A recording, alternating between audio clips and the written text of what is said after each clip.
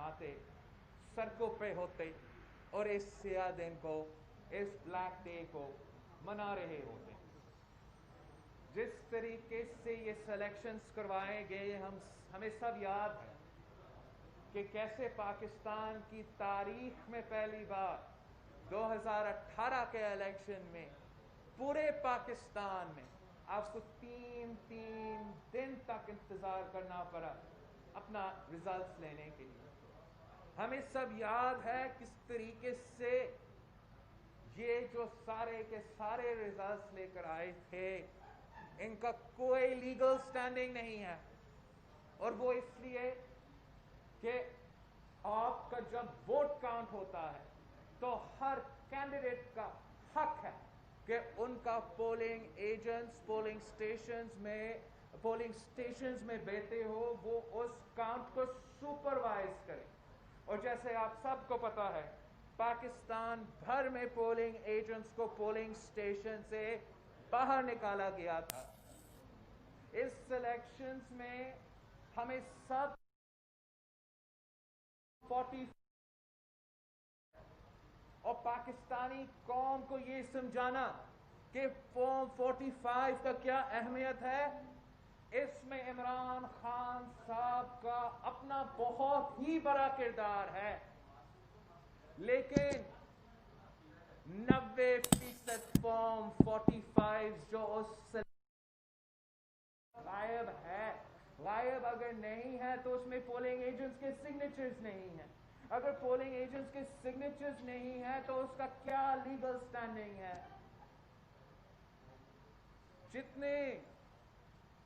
जिस तरीके से हमारा इदारे इस इलेक्शंस में मुतनाज़े हुए, माजी में किसी इलेक्शन में हमारे इदारे इतने मुतनाज़े नहीं हुए थे। ये पाकिस्तान का शाहिद वाहिद इलेक्शन था, पहला इलेक्शन था जिसमें हर पोलिंग स्टेशन में बाहर और अंदर हमारा फौज को खड़ा कर दिया गया। उस इलेक्शन से पहले Pakistan Peoples Party national assembly में नहीं, नेशनल असेंबली खत्म हो चुका था, सेनेट में पार्लियामान में और पार्लियामान के बाहर इस इशू पे एजिटेट करता रहा कि अगर आपने सिक्योरिटी देना है तो सिक्योरिटी के हद तक आप बाहर खड़ा हो सकते हैं, अंदर खड़ा होने का क्या कानूनी आईनी या लॉजिकल जहाज बनता है? जबकि आपने जब दहशतगर्दी अरूज पे था, जब 2007 के इलेक्शंस चल रहे थे, जब पाकिस्तान के सड़कों पे पाकिस्तान के अवाम का खून बह रहा था, जहां पाकिस्तान के हर सूबा में शहीद मोहतरमा बेनजीर भुट्टो की शहादत के बाद आग जल रहा था, उस माहौल में जब आपने इलेक्शंस किए थे तो तब हर पोलिंग स्टेशन के अंदर और बाहर फौज नहीं थे। जब आपने 2013 के इलेक्शंस किए थे तब भी दहशतगर्दी का खतरा था, तब भी हमारा कैंडिडेट्स अगवा हो रहे थे, तब भी आपने हर पोलिंग स्टेशन के अंदर और बाहर फौज को खड़ा नहीं किया था। लेकिन पता नहीं क्यों, जबकि जियाउल हक के दौर में नहीं हुआ, जबकि मुशर्रफ के दौर में नहीं हुआ, हमारा समझ से बाहर है कि क्यों इमरान खान के लिए ये स्टेप लिया गया। इससे मैं समझता हूं कि हमारा इलेक्शन प्रोटेस्ट मुतनाज़े हुए और वो लोग जिनको मुतनाज़ा कभी भी नहीं होना चाहिए, जिनको कभी किसी भी सूरत में किसी भी सियासी रंग को नहीं आना चाहिए, जब आप पोलिंग स्टेशन के अंदर होंगे, जब आप पोलिंग स्टेशन के बाहर होंगे, जब चिट्ठी वो पोल स्लिप कलेक्ट करने के वक्त आप वहां होंगे, जब पोलिंग एजेंट्स को पोलिंग स्टेशन के बाहर फेंकने के वक्त आप वहां होंगे, तो फिर मुतनाज़ा हो जाएंगे। तो मैं समझता हूं कि जितना नुकसान इस इलेक्शन ने हमारा सिस्टम को किया था शायद माजी में, इतना नुकसान नहीं हुआ। और इतना जो दहशतगर्दी के वाक़े हुए थे इस इलेक्शन में, वो भी हुए थे, हमारा जो उस वक्त का इलेक्शन कमीशन था उसने तो पुरअमन का नाम दिया था इस इलेक्शन को इलेक्शन के बाद, लेकिन हमें पता है कि कैसे पूरे पाकिस्तान में दहशतगर्दी के वाक़ये थे, कैसे पेशावर में दहशतगर्दी के वाक़ये थे, कैसे इस इलेक्शन में भी एक और बलोर खानदान से ताल्लुक़ रखने वाले बलोर शहीद हो चुका था, कैसे शहीद सिजरानी साहब को बलूचिस्तान में शहीद करवाया गया, कैसे पन्नू में दहशतगर्दी का वाक़या था, कैसे इलेक्शन डे पे मेरा अपना लड़काना में मेरा पोलिंग कैंप पे बम धमाका हुआ। ये तो खबर भी नहीं था, ये तो पाकिस्तान का ब्रेकिंग न्यूज़ भी नहीं था कि पीपल्स पार्टी का कैंप पे लड़काना में धमाका। मेरा पहला इलेक्शन में मेरा पहला वोट डालते हुए आपके पास वो फुटेज नहीं है। आपको मीडिया को जिनका हक था, जिनको पाकिस्तान के अवाम के आंख बंद के हमारे पोलिंग स्टेशंस पे और उस प्रोसेस को पे नजर रखना था, आपको भी एक्सेस नहीं दिलवाया गया। और इसके नतीजे में जो इलेक्शन रिजल्ट्स निकले, पहले दिन से कोई लेजिटिमेसी नहीं था, और जितने दिन ये हुकूमत अब हुकूमत में रह चुके हैं, अब सारे पाकिस्तान एक पेज पे है, पाकिस्तान के अवाम एक पेज पे है, हर सूबा से ताल्लुक़ रखने अवाम एक पेज पे है। वो ये पेज कि इस सिलेक्टेड इमरान को जाना पड़ेगा, कि इस सिलेक्टेड इमरान ने जो नुकसान पाकिस्तान की जमहूरियत को किया है वो आपके सामने है। जो नुकसान इस सिलेक्टेड इमरान ने हमारा मईशत को किया है वो आपके सामने है। तारीख में हम इतने बुरे मुआशी सूरत हाल के मुकाबले कभी नहीं किए हैं, और आगे जाके अगर ये सिलेक्टेड रहेगा तो हमारा मुआशी हालात मजीद बुराई की तरफ चला जाएगा। तो जमहूरियत को नुकसान, मईशत को नुकसान, हमारा सोसाइटी को नुकसान, लेकिन सबसे फर्क कर एक पैंडेमिक के दौरान जब एक लीडर नहीं लेकिन कठपुतली राज कर रहा है, तो जिस तरीके से हर पाकिस्तानी का सेहत और जिंदगी को नुकसान रहा है और आज तक है, वो भी इस वजीर आजम की वजह से है। एक बड़ा वजह सपोजिटली इस वजीर आजम को लेकर आना वो ये था कि हमने एक करप्शन फ्री पाकिस्तान बनाना, एक करप्शन फ्री पाकिस्तान बनाना था। और अगर आप साफ शफाफ सादिक और अमीन इमरान खान साहब को बस उसको वजीर आजम की कुर्सी पर बस बैठा देना, तो 90 दिन के अंदर ही अंदर पाकिस्तान में करप्शन खत्म होना। अब आप पूछे अवाम से, पाकिस्तान के अवाम से, आज नया पाकिस्तान में कितना करप्शन हो रहा है, नया पाकिस्तान में कितना करप्शन हो रहा है। ट्रांसपेरेंसी इंटरनेशनल से पूछे, ट्रांसपेरेंसी इंटरनेशनल एक सियासी जमात को मेरा राय होगा, लेकिन ट्रांसपेरेंसी इंटरनेशनल का अपना एनालिसिस है कि जो करप्शन नया पाकिस्तान में सिलेक्टेड दौर में हुआ है, पाकिस्तान की तारीख में इतना करप्शन नहीं हुआ। अगर इस इमरान खान ने कहा था कि उसने किसी को एनआरओ नहीं देना था, इसने अपना दौरे हुकूमत में सबसे ज्यादा एमनेस्टी स्कीम्स दिलवाए हैं, हर करप्शन मंसूबा को तहफ़्फ़ुज़ दिलवाया है।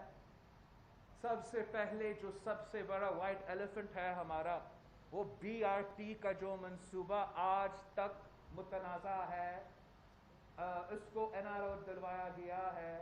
सुना है कि उन दोस्तों को मजीद काम मिला है वफाकी हुकूमत की तरफ से, उस पे करप्शन, मालम जंबा का करप्शन, बिलियन ट्री सुनामी का करप्शन, हर मिनिस्टर का, हर एडवाइजर का, हर स्पेशल असिस्टेंट का जो एसेट्स अभी डिक्लेयर किए गए हैं, क्या किसी में हिम्मत है उनसे पूछना कि उनका एसेट बियॉन्ड मील्स का केस नहीं बनता?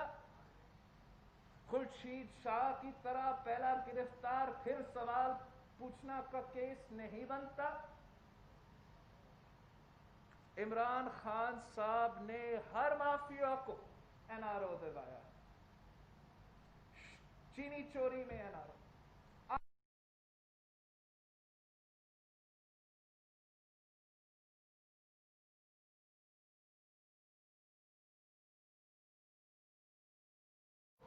जिसने कश्मीर का सफीर बनना था, वो आजकल बोशन यादव का वकील बन चुका है। अब आप सब ने हमारा वजीर कानून का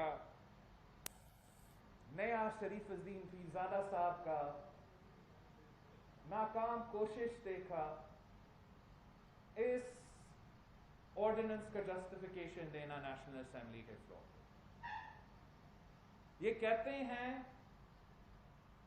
कि ये इंटरनेशनल कोर्ट के जो जुरिस्डिक्शन है उसकी वजह से वो ये काम करते हैं। एक तो अगर मैं एक सेकंड के लिए भी ये मानता हूं कि आप सिर्फ और सिर्फ इंटरनेशनल कोर्ट ऑफ जस्टिस के लिए ये काम कर रहे थे, तो वो इंटरनेशनल कोर्ट ऑफ जस्टिस का काम तो ऑर्डिनेंस से पूरा हुआ नहीं। आपने फिर क्यों इस्लामाबाद हाई कोर्ट में जाके उसका एडवोकेट के लिए दरख्वास्त डाला है? हुकूमत पाकिस्तान का दरख्वास्त है। इस सवाल का जवाब उनके पास नहीं है। ये कहते हैं कि कानून में कहीं नहीं लिखा कि हमें ऑपोजिशन से बात करना था। जी बिल्कुल, कानून में कहीं नहीं लिखा है कि ऑपोजिशन से बात करना था। अगर आपने ऑपोजिशन से बात नहीं करना था तो ऑपोजिशन के बगैर पास करके दिखाए। ये कानून में नहीं लिखा है कि ऑपोजिशन से बात करना है, लेकिन आपका आईन में लिखा है जब नेशनल असेंबली सेशन चल रहा है आपको फौरन ऑर्डिनेंस को पेश करना पड़ता है। नेशनल असेंबली पाकिस्तान में 15 तक मिल रहा था, ये ऑर्डिनेंस में 20th पे ले आया था। फिर नेशनल असेंबली ऑफ पाकिस्तान जून में भी मिल रहा था, सेनेट ऑफ पाकिस्तान भी जून में मिल रहा था। मुसलसल हम मिल रहे थे। फिर जुलाई में भी हम मिल रहे थे। तो इन्होंने पाकिस्तान की कॉन्स्टिट्यूशन को वायलेट किया है जब इन्होंने इस ऑर्डिनेंस को हाउस में नहीं ले किया है। अगर हम मानते भी है कि आपने इंटरनेशनल कोर्ट ऑफ का जुरिस्डिक्शन मानना है, भले माने, लेकिन इसका ये नहीं मतलब कि उनका जुरिस्डिक्शन मानते हुए आप पाकिस्तान की आईन के खिलाफ वर्जी कर सकते हो। इन्होंने एक पर्सन स्पेसिफिक कानून बनाने की कोशिश की है।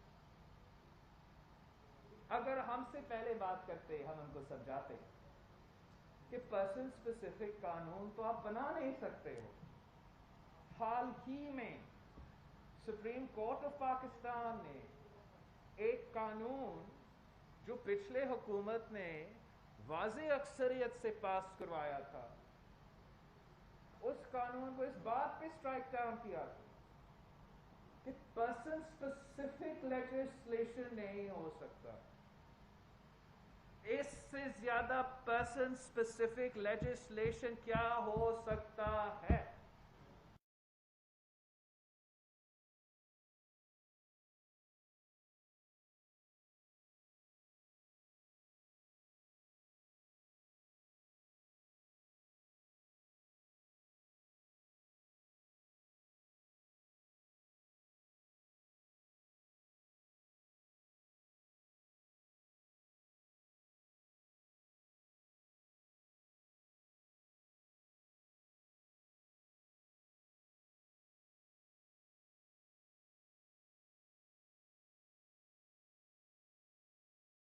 दाल में कुछ काला नहीं था, तो इतना सीक्रेटिव होने का वजह क्या? आपने हम सबसे क्यों छुपाए? یہاں تک کہ آپ نے پارلیمنٹ اور نیشنل اسمبلی سے کیوں چھپایا؟ اور ایک اور بات جو سب سے حیران کن بات ہے کہ آرڈیننس کے اندر انہوں نے 60 ڈیز دیے تھے کلبھوشن یادو کو اور بھارت کی کانسولیٹ کو اس آرڈیننس کا فائدہ لینا. اور 60 ڈیز میں نہ کلبھوشن یادو نے نہ بھارت نے اس آرڈیننس کا فائدہ اٹھایا، اور نہ ہی آپ نے اس 60 ڈیز میں یا اس 60 ڈیز سے پہلے پارلیمنٹ سے پوچھا. تو آپ کا ارادہ یہ تھا نا کہ ہمیں پتہ ہی نہیں چلتا کہ آپ کا چھپی ہوئی آرڈیننس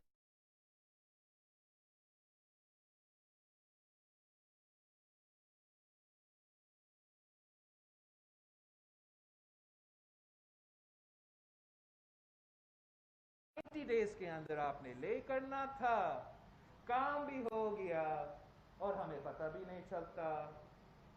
آپ کے لیے مسئلہ صرف ایک ہے کہ پاکستان پیپلز پارٹی نے کبھی بھی اس ملک کے نیشنل انٹرسٹ پہ کمپرومائز نہیں کیا ہے اور کبھی بھی انسانی حقوق پہ اور انٹرنیشنل لا پہ کمپرومائز نہیں کیا ہے.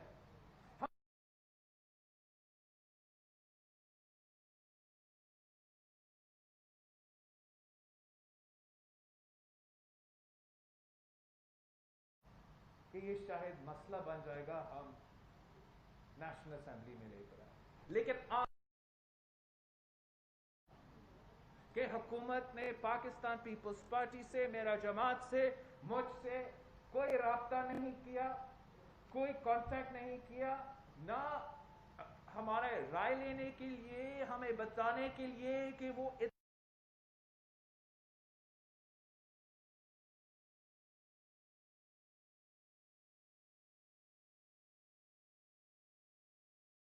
اتنا یہ کام کر سکتے ہیں، جن کا سیاست کا کچھ پتہ نہیں، جن کو ہر چیز کو اپنا انا کا مسئلہ بناتے ہیں، جن کو سمجھ ہی نہیں آتے جب اپنے اپنے قوم کے لیے بڑے فیصلے لینے ہیں تو آپ کے اس پہ کنسنسس بنانا پڑتا ہے. ان میں نہ یہ صلاحیت ہے نہ وہ اہلیت ہے.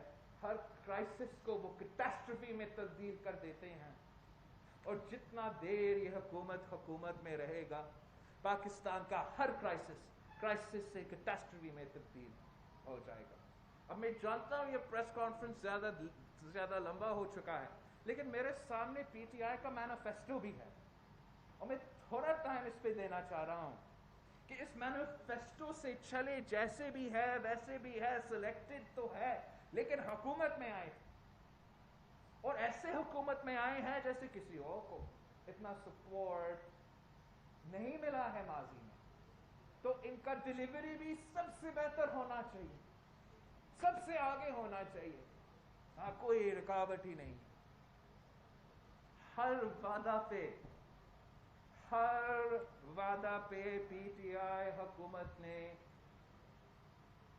جو بھی وعدہ کیا ہے مینیفیسٹو میں، جلسے میں، وزیر اعظم صاحب کی طرف سے خود ایک وعدہ بھی آپ بتائیں مجھے کون سا وعدہ پورا کیا؟ ہم نے کور کر دیا 90 دن میں کرپشن کو ختم ہونا تھا، وہ تو نہیں ہوا. پہلے 100 ڈیز میں آپ نے جنوبی پنجاب کا صوبہ بنانا تھا، ابھی تک فیصلہ نہیں کر سکتے کہ دفتر کہاں. انہوں نے 50 لاکھ گھر بنانے تھے، پتہ نہیں کتنے کتنے کروڑ پاکستانیوں کو بے گھر کر دیے. انہوں نے 1 کروڑ نوکریاں دلوانا تھا. تاریخ میں جتنے پاکستانی اس حکومت میں بے روزگار ہو چکے ہیں، ماضی میں کسی حکومت میں ایک وقت میں اتنے لوگ بے روزگار نہیں ہو چکے ہیں. پاکستان کی پورا کا پورا تاریخ میں ہم کبھی بھی نیگیٹو گروتھ میں نہیں آ چکے ہیں. اب یہ خود مانتے ہیں، اپنے اکنامک سروے مانتے ہیں کہ پری کووڈ کا لاک ڈاؤن وہ نیگیٹو گروتھ میں. پاکستان کی معیشت کو جتنا نقصان اس حکومت نے کیا ہے، ماضی میں کسی حکومت نے ہمارا معیشت کو اتنا نقصان نہیں پہنچایا ہے. ان کا چیپٹر 2 جو ہے مینیفیسٹو کا وہ گورننس پہ تھا. اس کا پہلا ایک پوائنٹ ہے اس میں کہ انہوں نے نیب آرڈیننس کو ریویو کرنا تھا, اسٹرینتھن کرنا تھا اس کا mandate, independence and the appointment process for the NAB chair. اس کام میں اس کام پہ انہوں نے کوئی پروگریس نہیں دکھایا. انہوں نے پورا پاکستان کو ٹرانسفارم کرنا تھا by devolving power and decision making to the people through an empowered local government. جب سے پی ٹی آئی کی حکومت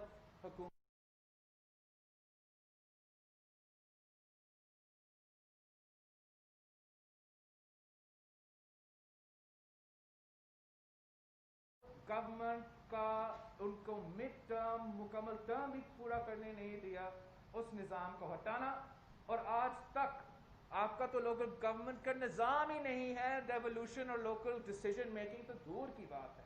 اور میں فخر کے ساتھ کہہ سکتا ہوں کہ سندھ میں آج پہلی بار اگست کے مہینے میں انشاءاللہ تعالی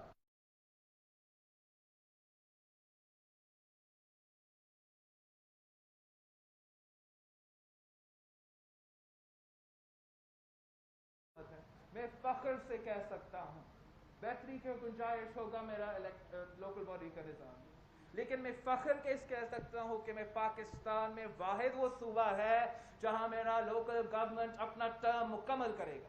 اور یہ اس سلیکٹڈ دور میں ایک جمہوریت کی جیت ہے. اور اب ان کو اپنے عوام کو اگلے الیکشن میں فیس کرنا پڑے گا. اگر وہ مطمئن ہوں ان کے کام میں, ان کا محنت میں, تو وہ ان کو پھر سے منتخب کریں گے. مطمئن نہیں ہے کسی اور کو موقع ملے. ڈیولوشن ان کا بات کرتے ہیں, تنقید ہم پہ ہوتا ہے, لیکن ایک ہی جگہ ہے پورے پاکستان میں جہاں آج تک لوکل گورنمنٹ جاری ہے. انہوں نے وعدہ کیا تھا کہ وہ ڈی پولیٹیسائز ان کو کرنا تھا ہمارا پولیس کا نظام, اور اس کا جس تیزی کے ساتھ آئی جی چاہے پختونخوا کا ہو یا خاص طور پہ پنجاب کا ہو یا یہاں اسلام آباد کا ہمارا کیپٹل کا ہو, تبدیل ہوتے ہیں. اب کو اندازہ ہے کہ کتنے سیاسی طور پہ ہمارے پولیس اس وقت چل رہے ہیں. یہاں تک کہ وزیر اعظم صاحب کے جو جیسے وہ ہنی مون پیریڈ کا حکومت میں تھا, پہلا جو آئی جی انہوں نے نکالا تھا وہ اس بات پہ تھا کہ ایک وزیر کے گھر پہ ایک جانور گھسا تھا, اور اس بات پہ آئی جی اسلام آباد آیا. آج تک یہ ڈی پولیٹیسائز پولیس کا نظام انہوں نے پنجاب میں بھی انٹروڈیوس نہیں کیا ہے. انہوں نے بہت سے وعدے کیے ہیں, ہر وعدہ پہ مکر چکا ہے. انہوں نے وعدہ کیا تھا کہ وزیر اعظم ہاؤس جو ہے وہ یونیورسٹی بنے گا. آج تک وزیر اعظم صاحب تو وہاں ہیں. وزیر اعظم صاحب نے تو بائسیکل پہ جانا تھا دفتر ہر دن, ابھی تک وہ تو ہیلی کاپٹر پہ جاتا ہے. وزیر اعظم صاحب نے وعدہ کیا تھا کہ ہر صوبہ کا گورنر ہاؤس کو وہ یونیورسٹی میں تبدیل کریں گے. انہوں نے تو اپنے حکومت میں جہاں اپنی صوبائی حکومتیں ہیں وہاں بھی یونیورسٹی پہ تبدیل نہیں کر چکے ہیں.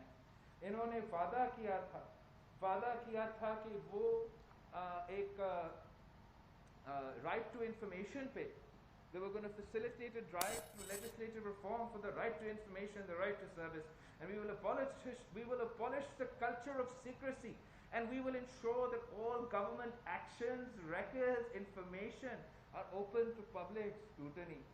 اب نیشنل اسمبلی کے ممبر ہوتے ہوئے جو ہمارا حق ہے آپ کے ڈاکیومنٹس دیکھنے کے لیے, ہمیں نہیں دیکھنے کی اجازت دیتے. پاکستان کی عوام تو دور کی بات ہے.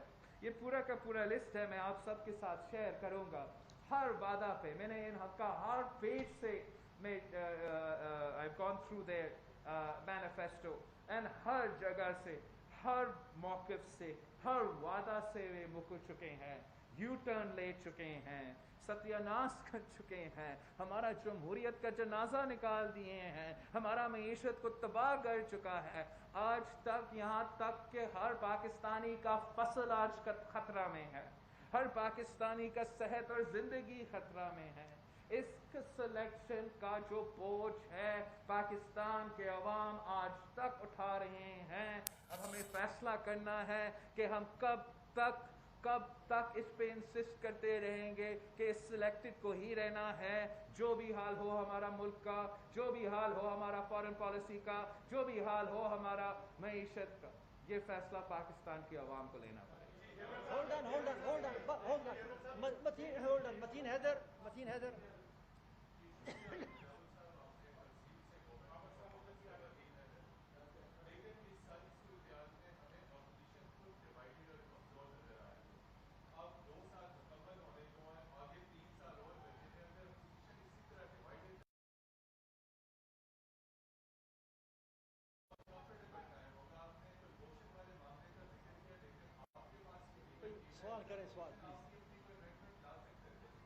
ला सकते थे अगर हमें पता होता, ला सकते थे अगर स्पीकर साहब हमें मौका देता।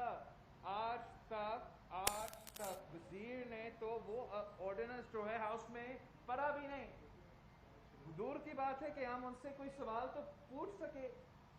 ये अगर जमहूरियत में यकीन ही नहीं रखते, पार्लियामान में यकीन ही नहीं रखते, इस हुकूमत को हर इशू को मुतनाज़ा बनाने का शौक है। जहाँ तक अपोजिशन की बात है, ये हुकूमत ने जैसे supreme court of Pakistan justice Baqar का तारीखी फैसला आपको बता रहा है, हर पाकिस्तानी को बता रहा है कि किस तरीके से नैब को पॉलिटिकल इंजीनियरिंग के लिए इस्तेमाल किया गया था, किस तरीके से मुखालिफ के खिलाफ इस्तेमाल किया गया था और आज तक इस्तेमाल हो रहा है। हम मुतालबा करते हैं इसका अबॉलिशमेंट के लिए, हम मुतालबा करते हैं कि हमें हर पाकिस्तानी को आज़ादी मिलना चाहिए, लेकिन सियासी जमातों को सियासी आज़ादी मिलना चाहिए, सियासी जमातों को लेवल प्लेइंग फील्ड मिलना चाहिए। आज तक ना पार्लियामेंट में, ना मीडिया पे, ना सड़कों पे सियासी जमातों को लेवल प्लेइंग फील्ड दिया जा रहा है। यही हमारा शिकवा था जनरल इलेक्शंस में कि हमें लेवल प्लेइंग फील्ड नहीं दिया जा रहा है, और आज तक हमें लेवल प्लेइंग फील्ड नहीं दिया जा रहा है। मैं आपको एक बात बताऊं, पाकिस्तान पीपल्स पार्टी ने मुसलसल पहले दिन से लेके आज तक अपना भरपूर ताकत से, अपने भरपूर मेहनत से हर इशू पे, हर पॉलिसी पे, हर काम पे इनको उनका अपना जो काम है, अपना जो जिम्मेदारी है, अपोजिशन का, वो अपने कैपेसिटी के हद तक पूरा किया। सर एक सवाल यहाँ से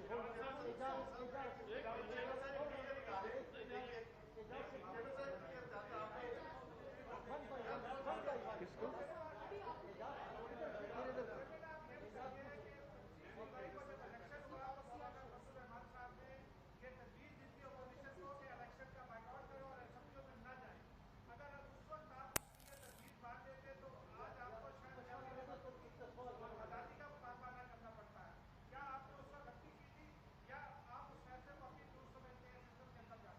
मैं आज भी समझता हूँ कि पाकिस्तान पीपल्स पार्टी के लिए पाकिस्तान में हमारा तारीख है, हमारा मौक़िफ़ है, जमहूरी सिस्टम का हिस्सा ना रहना कभी ऑप्शन नहीं था।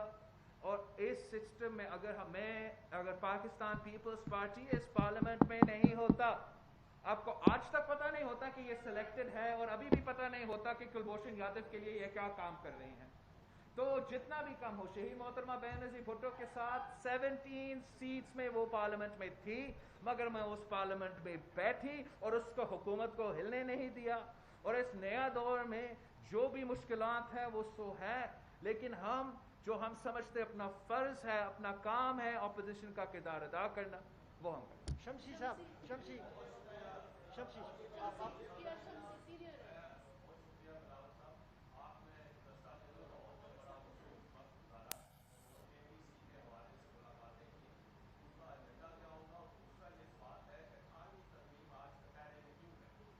जहाँ तक हमारा APC की बात है, हमारा तफसील मीटिंग हुआ था लाहौर में मुस्लिम लीग नवाज के साथ, जिसके बाद हमने अपने जो पार्टी के नुमाइंदे हैं कमेटी के लिए, ताकि हम उसी एजेंडा पे काम करें, वो भी तय किए थे और अनाउंस किए थे। और ईद के बाद जो हमारा APC होना है उसी के लिए ये सब काम कर रहे हैं। मैं मौलाना फजल रहमान साहब से भी कराची में मिला, नून लीग से लाहौर में मिला, आज ही मैं अख्तर मैंगल साहब से मिला हूँ।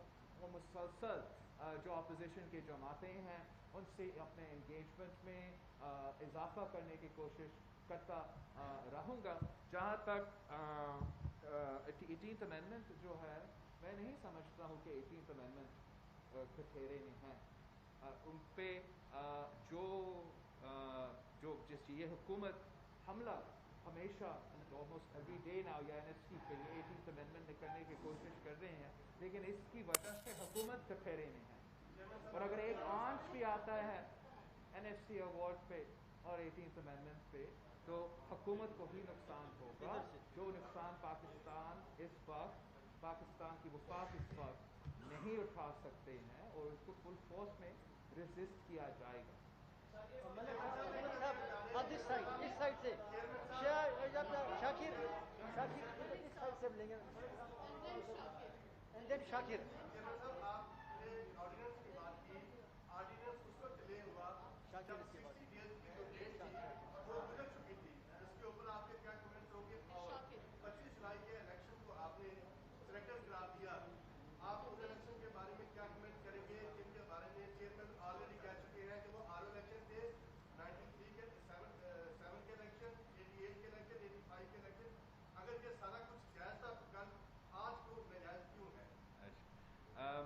जहाँ तक ऑर्डिनेंस की बात है, मैंने यही तो इल्ज़ाम है, इसलिए हम कह रहे हैं कि तो NRO दे रहे थे, रिलीफ पहुँचा रहे थे, और अब जब उसने उस रिलीफ का फ़ायदा नहीं उठाया तो ये आपका दूसरा कोशिश है।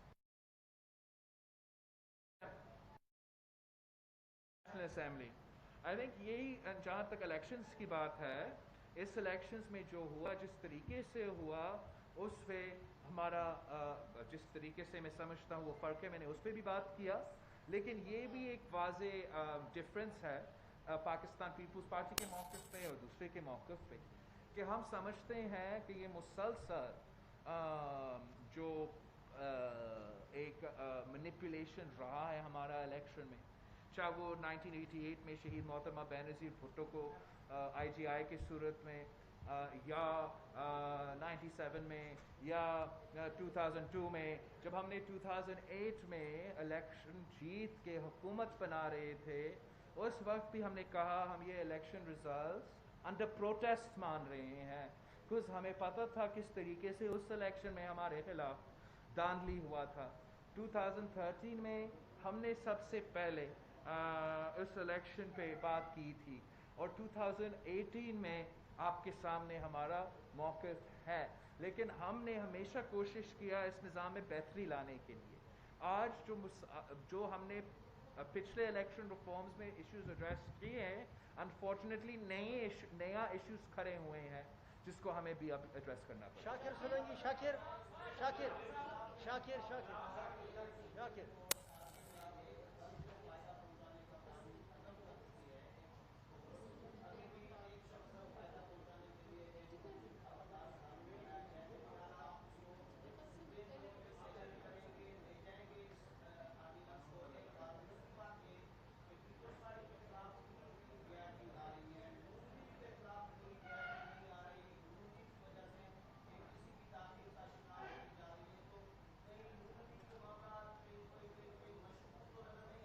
नहीं, आई थिंक एक तो जहाँ तक नून लीग की बात है, मैं समझता हूँ कि सारे सियासी जमातें जो है जो अपोजिशन में हैं, वो अपने अपने तौर पे अपने किरदार अदा कर रहे हैं, और मेरा राब्ता आज भी उनके साथ है। जो JITs पाकिस्तान पीपल्स पार्टी के ख़िलाफ़ ले आए जा रहे हैं, उनमें कोई हैसियत नहीं है, उनमें कोई वो झूठी जाली JITs है, और हम इनका मुकाबला हर फोरम पे करने को तैयार हैं। हम इनसे इशू और शहबाज शरीफ साहब को भी इस बीमार हालत में भी नैब का सामना करना पड़ रहा है। सारी सियासी जमातें जो है वो अपोजिशन का रोल आपने देखा होगा, जिस तरीके से ख्वाजा आसिफ साहब ने पार्लियामान में इस कुलभूषण यादव इशू पे भी बोला। हम सब अपना रोल भी अदा कर रहे हैं। APC इंशाल्लाह ताला ईद के बाद होगा। मुस्लिम लीग नून का सदर जो हमारा लीडर ऑफ द ऑपोजिशन भी है, वही लीडर ऑफ द ऑपोजिशन हमारा APC की जो लीडरशिप है वो करेगा। और ये सारे ऑर्डिनेंस को इस वक्त हम ऑर्डिनेंस को पार्लियामान और जमहूरी तरीके से चैलेंज कर रहे हैं। इस वक्त पार्लियामान में आज तक मैं रिएटरेट कर रहा हूँ, आज तक हुकूमत ने मेरा जमात से ना रब्ता किया, ना इंगेज किया, ना बात किया। अगर ऐसा ही रहा हम पार्लियामान में भी मुखालफत करेंगे और कोर्ट्स में भी ऐसा नहीं चलेगा।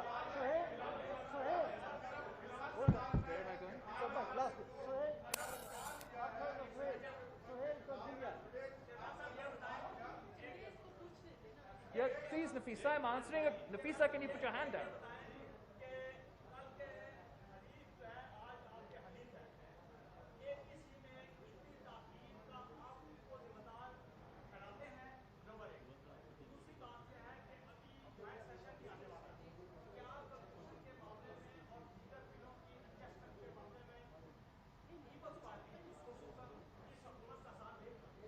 जहाँ तक APC की बात है, हमने जो जॉइंट रेजोल्यूशन निकाला था बजट के ऊपर, वो एक बहुत अहम पहलू था हमारा APC का, जिस पे हमारा rather than being on the APC agenda, हमने एक जॉइंट रेजोल्यूशन के तहत, जॉइंट प्रेस कॉन्फ्रेंस के तहत उस इशू को एड्रेस किया है। अब हम आपस में हमारा कमिटीज काम कर रहे हैं कि हम अपना जो एजेंडा इस APC के लिए है उस पर कंसेंसस बनाएं, और इंशाअल्लाह ताला ईद के बाद जब शहबाज शरीफ साहब से एहतियाब होता है उस APC का वो APC का मीटिंग भी होगा।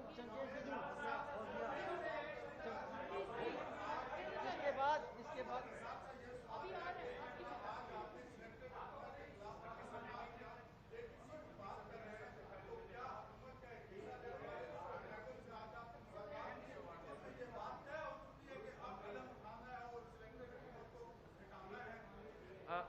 अख्तर मैंगू साहब के साथ बहुत से तफसील से हम बात किए हैं, बहुत कॉम्प्रहेंसिव बात रहा है, और हमने जो पाकिस्तान के फॉल्ट लाइंस है, जो पाकिस्तान के short term, medium term, long term मसाइल है, उन पे बात किए हैं। हमने इस पे स्ट्रेस किया है कि कैसे जमहूरियत और जमहूरी प्रोसेस ही इसका हल है।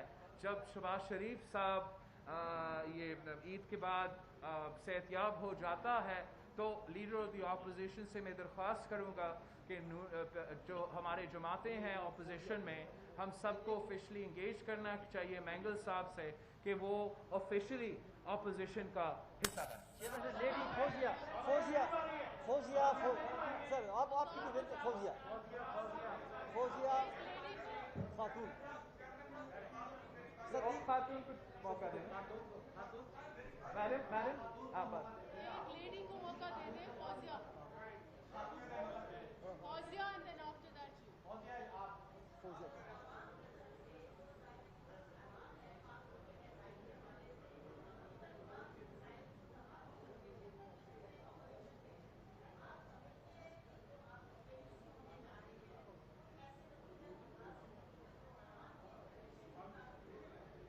मैं समझता हूँ कि अवाम बहुत ही अवाम के जज्बात जो है, अवाम के अंदर जो नाराज़गी जो है, और जिस तरीके से ये सारे जज्बे सप्रेस हो रहे हैं इस रेजीम के थ्रू, अगर अपोजिशन अवाम के एक्सपेक्टेशंस के पूरे पे नहीं उतरेंगे तो वो हमारे लिए भी नुकसानदेह होगा।